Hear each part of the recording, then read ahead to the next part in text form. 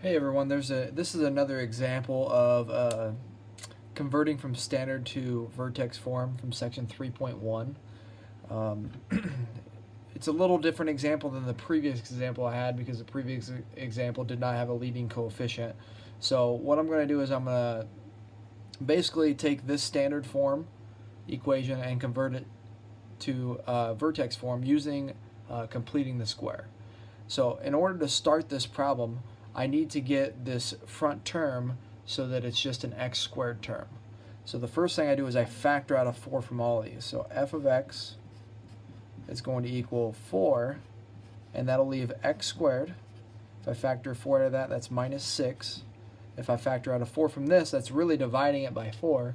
So if I put minus 3 over 4 here, that would be that term. And I know this to be true because if I distribute the 4 back, that'd give 4x squared, negative 24x. 4 times negative 3/4 will just, the 4's will cancel, I'll leave negative 3.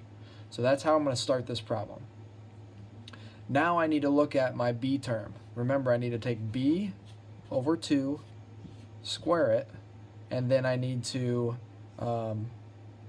add that inside here, and then I'll have to add it out here. Now this is going to be slightly different, but it's still the same process. So negative 6 is going to be in for b. I square it. That's going to give negative 3 squared, which is 9. So then I can take that and I can add that in here. So that's going to be f of x. Now I'm going to add something here. I'm going to leave that blank for a second. Then I'm going to have 4x squared minus 6x, let's say plus 9 here, minus 3 over 4. Now I added 9 in the middle. I did not add anything out here yet. I need to make this thing not change. I want to keep this the same.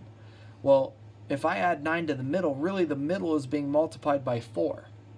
Right? If I distribute that out, that would give me 4x squared minus 24x plus 36 minus 3. So this plus 36 means I need to add 36 to this side in order to keep this thing so that it's the same equation. So by adding 36 here, when I distribute that, those 36's would cancel and I'd be left with that equation. So that's why that's the little slight variation, is because I'm multiplying everything by 4 when I put the plus 9 in there. I need to make sure I take the 9 and multiply it by 4. After that, then everything's the same. I take this and I break it down. So f of x plus 36 equals 4. Now I'm going to put brackets here because I'm breaking this function right here into two binomials.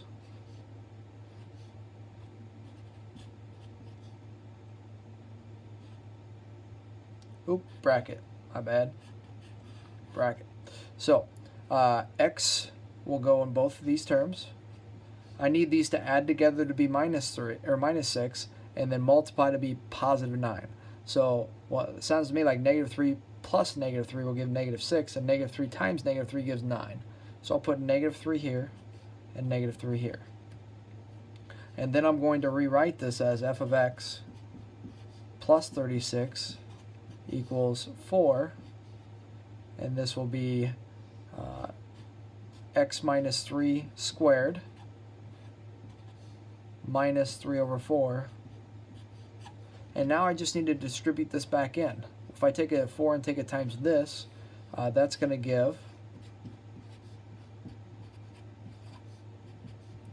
4 x minus 3 squared minus 4 times this. The 4's will cancel. I'll be left with negative 3. So then I just need to subtract this over to that side. That's f of x equals 4 x minus 3 squared minus 39. This is vertex form.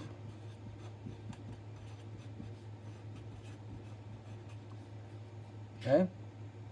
Now from there I would need to write the vertex. What's the vertex? Well, again, the vertex is going to be the number that's in here, the h number. Well, if it's negative 3 and it was negative h to start with, then x is going to be 3, And I could also say, okay, what minus 3 will give me 0? Well, that's 3. And then the other coordinate is the k coordinate, which is negative 39. And that's my vertex.